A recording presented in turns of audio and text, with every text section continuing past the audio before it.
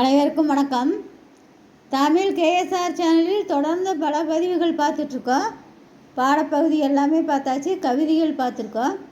இன்று பார்க்கக்கூடிய பகுதி 10 பாட்டு நூல்களில் ஒன்றான குறிஞ்சிப்பாட்டு.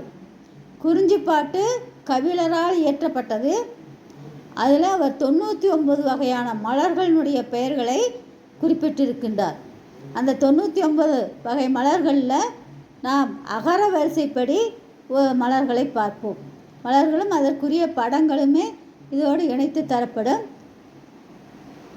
முதல் அகர வரிசைப்படி அமைந்த பூக்களின் பெயர்: அரும்பு, அதிரல், அவரை, அனிச்சம், ஆத்தி, ஆம்பல், ஆரம், ஆவிரை,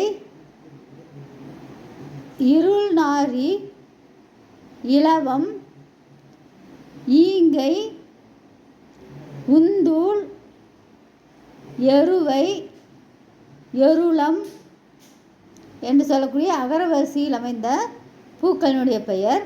அடுத்தது காவரிசையில் அமைந்த பூக்களினுடைய பெயரையும் இதிலே பார்ப்போம்.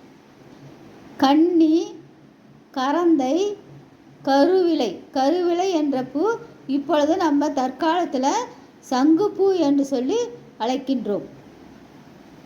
இந்த காவரிசையிலேயே காஞ்சி, காந்தல் இருக்குது. இந்த பகுதியை அடுத்த பதிவில் பார்ப்போம். இந்த பூக்களினுடைய பெயர் ஒவ்வொருவரும் தெரிந்து கொள்ள வேண்டிய பெயர். அது நாம் பயன்படுத்தி கொண்டு தான் இருக்கின்றோம். வெவ்வேறு பெயர்களிலே தற்காலத்தில் வழங்கப்படுகின்றது. அந்த பூக்களினுடைய பெயரையும் அதற்குரிய படங்களையும் பாருங்கள். நன்றி, வணக்கம், வாழ்க வளமுடன்.